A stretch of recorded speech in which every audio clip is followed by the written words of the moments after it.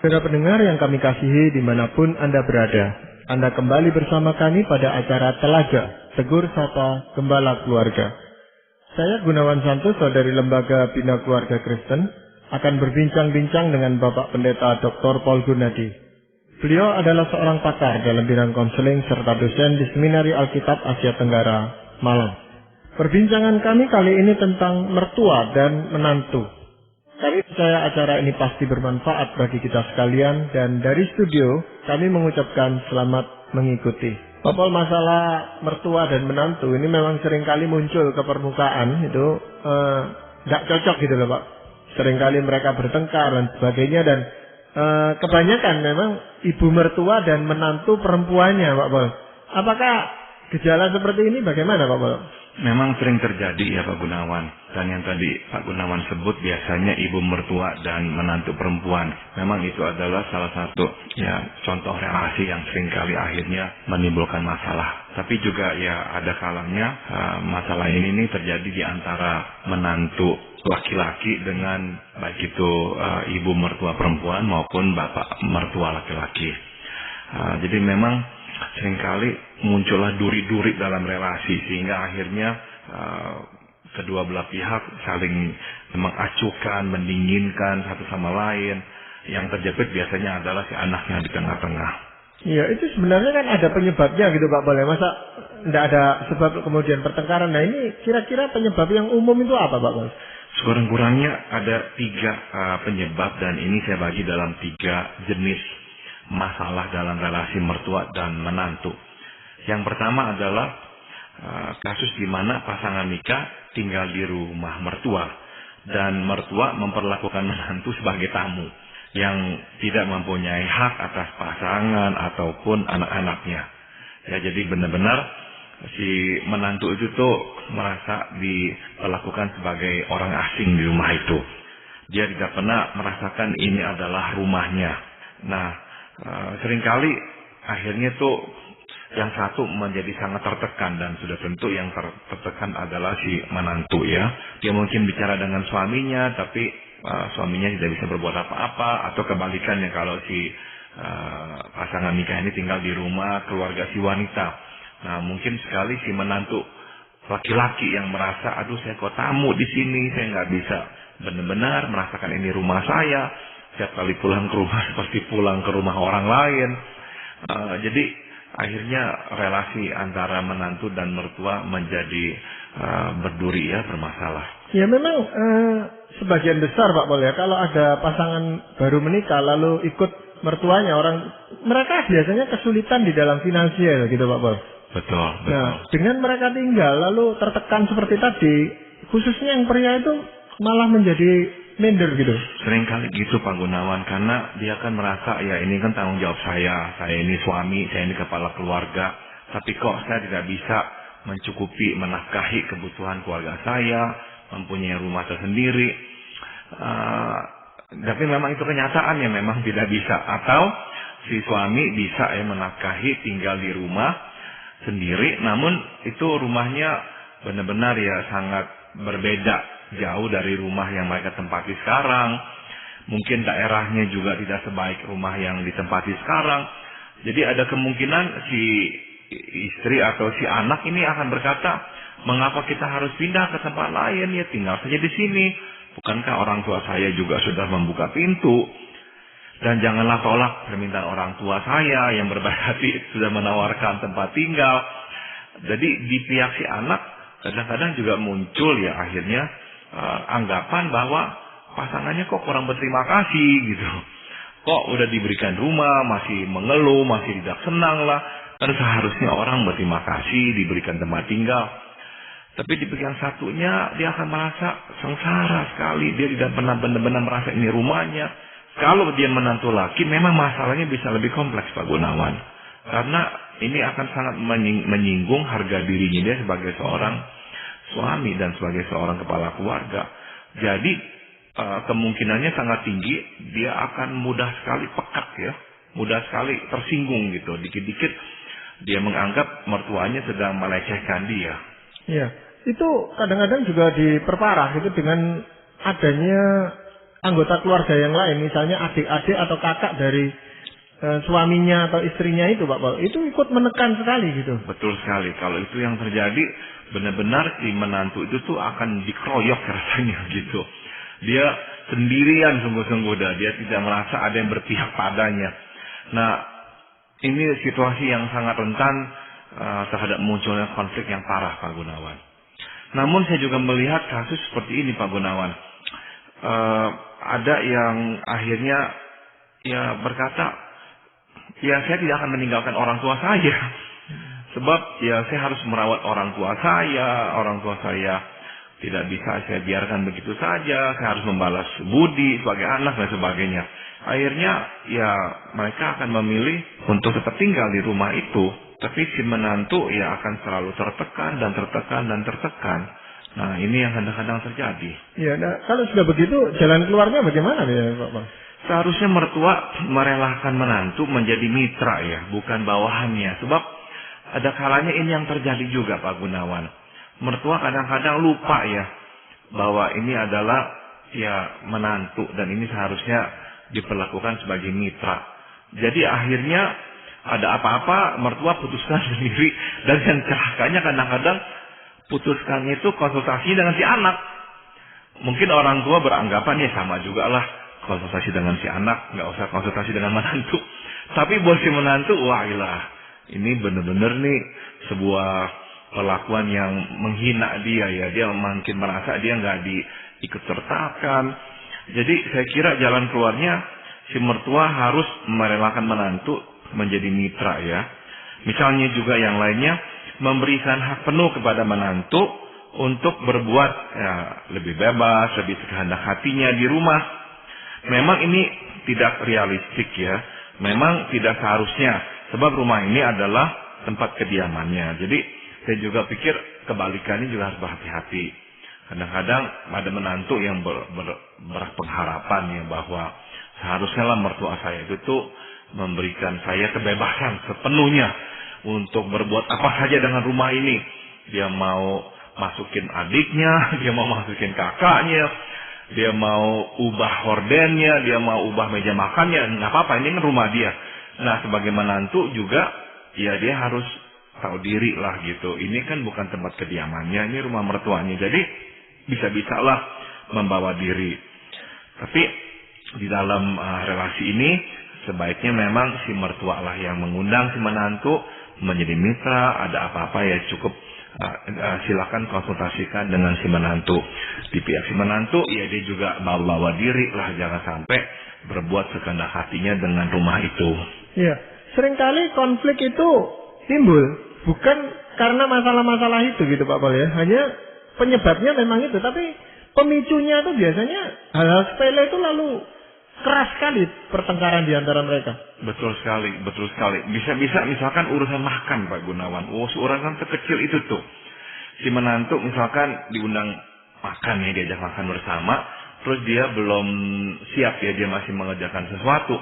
Terus mertuanya misalkan ya kelebihan bicara lah. Makan aja sama-sama ya, jangan nanti sekalian dah, jadinya nanti bisa dibereskan. Ya makan sekali sama-sama, nanti kerjaan kan bisa diteruskan. Nah hal sekecil itu tuh bisa membuat si menantu merasa, kamu kok nggak menghormati saya, kamu kok menyuruh-nyuruh saya seperti saya ini, anak kecil saya kan juga adalah kepala keluarga. Nah ribut dah. Atau ya kalau nggak ribut, dia marah dan dia nanti sampaikan kepada pasangannya, kok orang tuamu begini kepada saya, memangnya saya siapa dan sebagainya. Wah, atau salah pengertian, si menantu diem di kamar, padahalnya nggak ada apa-apa sih ya, tapi lagi diem di kamar, mertua bisa beranggapan ada apa dengan menantu saya, kok mukanya asem, padahal dia mungkin mukanya asem gara-gara peristiwa di luar, bukan karena apa yang terjadi dalam rumah. Tapi ya kadung udah memberi kesan buruk kepada mertua. Pasti ada yang kami lakukan yang dia nggak suka. Akhirnya mertuanya memberi reaksi terhadap muka asamnya si menantu. Kamu kok kenapa nih? Emang ada apa? Kok nggak ada komunikasi? Kalau nggak suka ngomong dong apa? Padahal si menantu bukannya lagi menyimpan ganjalan terhadap mertua, tapi gara-gara ditegur begitu jadilah pertengkaran. Iya, jadi sangat peka memang itu Pak Paul ya. Betul. Ya. Nah Pak Paul, ada juga kasus yang tadi kan kalau pasangan yang muda itu ikut mertuanya gitu. Tapi bisa juga terjadi mertua itu yang ikut ke pasangan muda ini gitu Pak Pol. Itu kan bisa terjadi juga. Bisa terjadi dan itu pun menyimpan potensi problem Pak Gunawan. Sebab biasanya begini nih. Karena mertua tinggal di rumah menantu, nah kebalikannya yang terjadi. Si mertua bisa merasa dia itu kurang disambut. Dia dianggap sebagai tamu ya. Sehingga dia merasa kok didiamkan lah, tidak diajak bicara lah. Nah dia peka dah. Dan dia akan berkata, ya saya tidak disambut di sini, lebih baik saya keluar, mendingan saya pindah dah dan sebagainya. Nah nanti waktu dia ngomong begitu kepada anaknya cerita kepada pasangannya marah. Si menantu marah dan berkata, saya kurang baik apa lagi? Saya mesti bagaimana lagi? Kok mertua kok begini sikapnya? Kok kurang menghargai saya? Jadi muncul konflik. Atau begini yang juga sering terjadi, si mertua ya karena merasa ya ini menantunya, ini anaknya, jadi berarti ini cucu-cucunya, merasa dia juga mempunyai andil lah dan diizinkanlah untuk terlibat di dalam urusan rumah tangga atau pengaturan cucu, anak-anak kecil. Nah ini si mertua itu membuat dirinya lebih aktif, menolong. Nah ini bisa-bisa menjadi masalah. Ya misalkan dengan menantu perempuan. Nah si menantu perempuan tidak suka karena si anak kok digendong-gendong terus oleh mertua. Tapi mau beritahu mertua jangan gendong anak saya, sungkan, nanti ribut. Cucunya sendiri kok nggak boleh. Terus ngomong dengan suaminya berkata, ya biarkan saja, kenapa sih dipersoalkan hal kecil seperti itu? Waktu anak itu dilepas ya baru kamu gendong. Tapi ya si menantu wanita bisa-bisa merasa, kok si mertua saya kok nggak sensitif dengan saya? Tanya minta izin boleh nggak saya gendong? Nggak pernah tanya, nggak pernah minta izin, tapi terus pegang gendong anak saya terus menerus. Misalkan anaknya lagi sakit, si mertuanya yang gendong-gendong. Si mertua berpikir ya saya nolong, padahal si menantu pikir kamu kok lancang. Jadi akhirnya banyak masalah yang muncul di antara mereka. Ya memang kadang-kadang mertua itu di rumah kita atau di rumah pasangan muda ini, kalaupun ditinggal bekerja pada siang hari oleh kedua-duanya ditinggal, dia malah merasa jadi pembantu rumah tangga di dalam rumah atau penjaga rumah gitu Pak Pol. Ada juga yang seperti itu betul. Jadi merasa dimanfaatkan. Ada yang merasa dimanfaatkan ya. Saya sekarang udah tua, bukannya menikmati hidup, malah disuruh menjaga cucu, mengurus rumah. Jadi ada yang akhirnya merasa nggak senang. Tapi untuk tinggal sendiri mungkin nggak memungkinkan ya, ada masalah finansial atau dia tinggal sendirian lah, nggak ada suami atau apa, jadi tinggal dengan menantu. Tapi ya ujung-ujungnya dia merasa dimanfaatkan. Saya hanya berguna karena saya ini bisa menjagai cucu atau merawat rumah atau masak bagi mereka. Iya. Ya, Pak Pol, apakah itu bukan semacam bentuk perebutan kekuasaan atau persaingan kekuasaan di antara mereka, Pak? Seringkali bisa ke situ Pak Gunawan ya. Nantinya tuh si menantu dengan si mertua itu tuh benar-benar akan berebut dia kuasa. Misalkan kuasa atas anak. Misalkan anak berbuat kesalahan ya. Mertua mempunyai caranya mendisiplin si anak. Si menantu mempunyai caranya mendisiplin anak. Nah bisa jadi si mertua tidak suka dengan cara si menantu, dengan caranya yang agak tegas misalkan ya. Si mertua akan berkata, kamu kok terlalu tegas sama anak. Anak jangan ditegaskan seperti itu. Ajak ngomong dulu baik-baik ya. Nanti dia juga bisa kok dengar kita. Nah akhirnya timbullah masalah antara mereka. Sehingga kalau ada apa-apa dengan si anak, berebut untuk menguasai si anak. Namun tidak jarang perebutan kekuasaan terjadi atas diri si pasangan Pak Gunawan. Begini maksud saya. Orang tua, terutama si ibu ini ya, itu tuh tetap mau merawat misalkan putranya. Nah, sedangkan si istri merasa ini kan daerah saya, ini wilayah saya, ini suami saya. Tapi, waduh, bisa berebutan tuh. Si istri mau masak, si mama juga mau masak buat si anak. Si mama akan berkata kepada si menantu, dia nggak suka masakan beginian, dia sukanya ini kok. Dari kecil dia sukanya ini. Si menantu berkata, tapi kok dia makan makanan saya?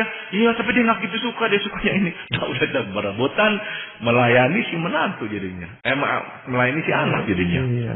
Bapak, kalau terjadi kasus-kasus pertengkaran karena mertua itu masuk ke rumah anak atau menantunya, bagaimana mengatasinya, Bapak? Sudah tentu yang memiliki rumah, yang dalam hal ini adalah si menantu ya, seharusnya tuh ya menyambut orang tua, ya mengajak pergi sopan, santun, dan ada hal-hal tertentu yang dia konsultasikan, minta pendapat mertuanya. Jangan semua dia putuskan sendiri.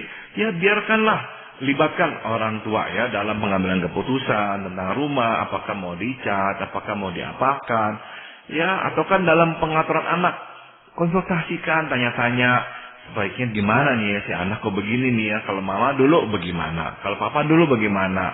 Nah, mintalah pendapat-pendapat mereka sehingga terjadi dialog. Dari pihak mertua, nah saya juga meminta sebagai memang ya orang yang tinggal di rumah menantu, bawa diri lah. Artinya apa? Rendahkanlah diri untuk misalkan menanyakan, apakah bisa saya gendong si cucu ini, ataukah kamu lagi mau menggendong si cucu. Sekali-sekali tanya aja begitu. Atau ya misalkan mau berbuat sesuatu dengan kamarnya, dia tanyakan dulu apakah berkeberatan jika horden di kamar saya ubah, saya kok lebih cocok dengan itu. Tanya, jangan hanya ngomong sama si anak dan berkata, saya nggak suka ini gorden, tolong ditukar dong. Nah, si menantu akan merasa, kok saya nggak dihargai, ini kan rumah saya juga. Tanya dong sama saya, ngomong nggak dengan saya. Nah, akhirnya kan jadi menyimpan rasa tidak enak. Jadi, mertua ya saya minta untuk merendahkan diri, untuk meminta pendapat, untuk bertanya dan meminta izin lah. Ya, mungkin karena rumah itu adalah pemberian dari orang tua tersebut gitu. Entah dalam bentuk uang atau entah rumah jadi. Sehingga orang tua ini masih merasa ini rumah saya gitu. Tapi sudah diserahkan kepada anaknya untuk ditinggali. Nah ini yang seringkali menimbulkan masalah Pak Gunawan. Benar sekali ini. Banyak orang tua berpikiran seperti itu. Ini kan rumah saya, sebetulnya saya yang sumbangkan uang ini. Atau ya misalkan 60% uangnya dari saya atau 50% dari saya. Kok saya nggak punya hak sama sekali. Sedangkan mungkin saja si orang tua awalnya memang memberikan uang itu kepada si anak untuk beli rumah dengan harapan dia nanti bisa masuk ke rumah itu. Dengan harapan dengan saya memberikan sumbangan, ya saya ini dianggap sebagai ya sesama pemilik lah. Sehingga nggak sampai saya ini menjadi orang asing.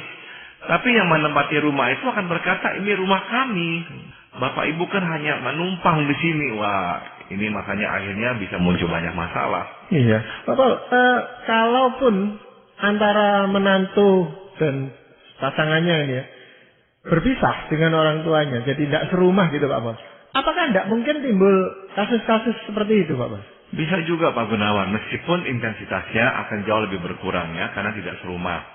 Tapi bisa terjadi, sebab si mertua kan bisa berkunjung, bisa melihat ya bagaimanakah menantunya memperlakukan si suami atau si istri, atau memperlakukan anak-anaknya. Nah itu bisa menjadi bahan kritikan. Nah ini akhirnya menimbulkan rasa sakit hati ya pada si menantu. Kok mertua saya itu tuh datang-datang berkunjung, kok ngomongin begini tentang saya, malahan ngomonginnya sama adik-adik iparnya, kakak-kakak iparnya. Wah, si menantu bisa tambah marah. Maka dalam situasi seperti ini, saya kira kita perlu memahami prinsipnya Pak Gunawan. Nah, coba saya bagikan ya prinsipnya relasi antara mertua dan menantu. Yang pertama adalah kita mesti mengutamakan relasi nikah di atas relasi anak orang tua. Meskipun budaya kita itu seolah-olah menekankan orang tua itu terutama di atas pasangan, ya di atas suami atau istri. Tidak ya. Yang benar adalah kita harus bersatu dengan istri dan suami kita. Kita dari satu dengan orang tua, justru akhirnya memisahkan diri dan meninggalkan orang tua kita. Inilah yang lebih tepat dan inilah yang memang firman Tuhan juga katakan. Jadi kita tidak seharusnya melalaikan kebutuhan orang tua. Betul, kita harus coba penuhi. Namun tidak boleh kita melakukannya di atas pengorbanan pasangan kecuali itu dikehendaki pasangan. Misalkan kita ingin pergi, kita hanya ada satu mobil. Nah terus mertua atau orang tua kita itu juga perlu pergi, ada pesta kawin misalkan. Nah, terus pinjam mobil. Terus kita ini sebagai anak tanpa bicara kepada istri kita misalkan ya, langsung kasih mobil itu kepada orang tua kita. Nah, padahal tuh malam itu atau sore itu si istri kita itu tuh harus mengantar anak-anak untuk pelajaran atau ngeles atau gimana, tahu-tahu cari-cari mobil nggak ada, ditanya kemana mobilnya, anaknya berkata atau si suami berkata, oh papa mama mau pakai ke pesta kawin. Nah, ini bisa akhirnya menimbulkan konflik. Jadi artinya si anak atau si suami harus ngomong sama si istri bahwa orang tua saya nanti mau pakai mobil, bagaimana, kamu berkeberatan tidak. Nah, jadi ngomong baik-baik seperti itu daripada langsung memberikan mobil kepada orang tua tanpa konsultasi kepada istrinya. Jadi sekali lagi saya tekankan, relasi nikah memang berada di atas relasi anak orang tua. Namun pasangan atau menantu juga mestilah mengerti ini orang tua pasangannya. Jadi ya jangan terlalu ya menekankan aturan, harusnya kan begini, harusnya begini, ya jangan, ya udah biarkan. Kalau memang perlu dipakai mobilnya sekali-sekali, ya mengalahlah kita ini ya, mungkin ya naik taksi atau apa. Iya. Selain itu apakah ada prinsip yang lain, Bapak? Yang kedua adalah orang tua bebas mengemukakan perasaannya kepada anak tanpa harus dihantui rasa takut kalau keluh kesah ini akan disampaikan kepada menantunya. Ada kalanya tuh si anak itu kurang bijaksana. Orang tuanya bicara apa tentang pasangannya disampaikan. Papa mama tuh tadi ngomong nggak suka sama kamu karena gini-gini. Ya ilah, tanpa membakar, jadi tanpa bermasalah. Ya, jadi orang tua itu perlu tahu bahwa apa yang dia sampaikan kepada anak, anaknya akan simpan dan nggak langsung serta-merta memberitahukannya kepada si pasangan. Ya, jadi yang saya mau tekankan prinsip di sini adalah pernikahan tidak serta-merta memutuskan relasi orang tua anak. Ya, anak tidak harus menceritakan komentar orang tua kepada pasangannya, dan menantu pun harus menghormati privasi ini. Jangan dikit-dikit dia mau tanya, apa yang mamamu katakan, apa yang papamu katakan. Ya jangan, hormatilah privasi hubungan antara anak dan orang tua. Kalau memang ini berkepentingan sekali untuk kepentingan keluarga dan sebagainya, barulah si anak mungkin nanti ngomong, ya. Nah, jadi jangan sampai juga orang tua langsung menegur menantu langsung menegur orang tua. Jangan. Ada apa-apa bicaralah dengan si anak. Jangan langsung kepada satu sama lain. Prinsip yang saya ingin tekankan di sini adalah kalau anak dengan orang tua ada konflik, besok bisa diselesaikan. Tapi menantu dan mertua kalau konflik, seminggu mungkin juga tidak selesai. Jadi jangan langsung menegur satu sama lain, ya. Nah, prinsip yang berikutnya yang ketiga adalah pada dasarnya kebutuhan utama yang terkandung dalam setiap relasi adalah kebutuhan untuk dihargai. Banyak masalah mertua menantu sebetulnya ini berkaitan dengan kebutuhan dihargai. Jadi berikanlah ya penghargaan ini. Sering-seringlah ucapkan terima kasih ya, atau sering-seringlah berkata, aduh papa mama sudah banyak berkorban untuk kami. Atau orang tua berkata, aduh saya senang kamu ini menantu yang baik. Sering-seringlah ya sampaikan ucapan-ucapan yang manis dan sedap didengar, yang membangun orang, bukan yang malah meruntuhkan orang. Ya, memang penghargaan ini yang jarang dilakukan memang, Bapak. Ya itu tadi karena pada awalnya itu sudah ada gap gitu, sudah ada perasaan kurang senang. Baik mertua terhadap menantu ataupun menantu terhadap mertuanya. Jadi bagaimana mau menyampaikan pujian dan sebagainya selama ada hambatan seperti itu gitu, Bapak. Maka kita harus mendisiplin diri melihat sisi positif. Meskipun ya nggak banyak lah ya, tapi itu yang kita soroti. Sebab kita mesti memahami prinsip ini. Orang berubah bukan karena kesalahannya itu tuh disoroti, tapi karena kebaikannya itu yang disoroti. Dari kebaikan, nah akhirnya relasi itu akan menjadi lebih baik. Nah baru nanti bisa ada perubahan. Kalau kita menyoroti yang negatif, ya udah dah. Tidak akan ada akhirnya, relasi ini akan makin memburuk. Ya, ada orang tua yang memilih tidak banyak berkomunikasi justru untuk menghindari hal-hal itu, konflik dan sebagainya. Dan sudah tidak mau banyak ngomong lah kalau di situ gitu. Hanya ya seperlunya ngomong dengan anaknya, tetapi dengan menantunya malah jarang sekali dia ngomong. Sehingga keakraban itu makin sulit diwujudkan gitu, Pak Mas. Betul, dan dua-dua akhirnya tuh sengsara tinggal di rumah yang sama. Yang satu nggak suka, yang satu juga nggak suka. Aduh, bayangkan hidup serumah hari lepas hari, tahun demi tahun seperti itu. Itu sangat-sangat berat sekali. Ya, dan menantu juga seringkali merasa tertekan karena dibanding-bandingkan dengan menantu yang lain gitu Pak Pol. Nah itu kadang-kadang terjadi juga, betul. Dibanding-bandingkan, sedangkan dia merasa dia sudah mencoba ya untuk memenangkan hati mertuanya. Nah itu menjadi masalah yang lebih melebar. Iya, Pak Pol, dalam hal hubungan ini atau untuk memecahkan banyak masalah di dalam hubungan menantu mertua ini Pak Pol, apakah ada firman Tuhan yang ingin Pak Pol sampaikan? Saya akan bacakan Amsal 19 ayat 11. Akal budi membuat seseorang panjang sabar, dan orang itu dipuji karena memaafkan pelanggaran. Nah, jadi firman Tuhan di sini meminta kita ya untuk gampang-gampang memaafkan pelanggaran. Ya, panjang sabarlah dan memaafkanlah pelanggaran. Apa pesan untuk para menantu dan mertua? Jangan persoalkan hal kecil. Ya, maafkan dan lupakanlah. Akan ada hal-hal yang tidak enak dilihat, baik menantu terhadap mertua maupun mertua terhadap menantu. Sebab tidak ada orang sempurna di dunia ini. Jadi ya jangan persoalkan hal kecil, segala sesuatu itu jangan dijadikan masalah. Ya sekali-sekali ya tutup mata lah, biarkanlah dan lupakan. Kita maafkan, udah kita lupakan. Itu tuh yang diminta oleh firman Tuhan ya, memaafkan pelanggaran. Ya, memang masing-masing sudah punya karakter tersendiri yang terbentuk sudah sekian lama Pak Pol, yang sulit untuk dirubah. Mungkin orang tuanya jauh lebih mengenal anaknya daripada mengenal menantunya kan Pak Pol? Betul, dan di situ si mertua ya juga harus menyadari bahwa akan perlu waktu yang lebih panjang bagi si menantu untuk mengenal anaknya. Nah, jangan dia buru-buru terlalu sering menggurui si menantu. Ya biarkanlah waktu berjalan. Si menantu ya nanti akan lebih mengenal pasangannya. Kalau belum apa-apa udah digurui terus menerus, nah si menantu akan tertekan. Seolah-olah dia itu tuh dianggap nggak pernah cukup baik karena kok nggak pernah cukup kenal pasangannya. Jadi di sini kita mesti ya berhati-hati. Ya, terima kasih Pak Pol untuk perbincangan ini, dan saya sangat yakin bahwa ini akan menolong banyak mertua maupun menantu yang saat ini sedang mengalami masalah di dalam hubungan mereka, dan firman Tuhan tadi pasti akan memberikan pencerahan buat mereka untuk bisa menjadi mertua dan menantu yang berbahagia. Terima kasih sekali Pak Pol. Sama-sama. Para pendengar sekalian, kami juga mengucapkan banyak terima kasih Anda telah mengikuti perbincangan kami dengan Bapak Pendeta Dr. Paul Gunadi dalam acara Telaga, Tegur Sapa Gembala Keluarga. Kami baru saja berbincang-bincang tentang mertua dan menantu.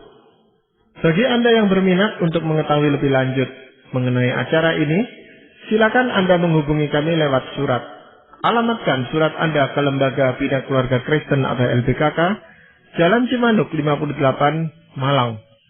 Anda juga dapat menggunakan email dengan alamat telaga@indo.net.id. Kami juga mengundang Anda untuk mengunjungi situs kami di www.telaga.org. Saran-saran, pertanyaan, serta tanggapan Anda sangat kami nantikan. Akhirnya dari studio kami mengucapkan terima kasih atas perhatian Anda, dan sampai jumpa pada acara Telaga yang akan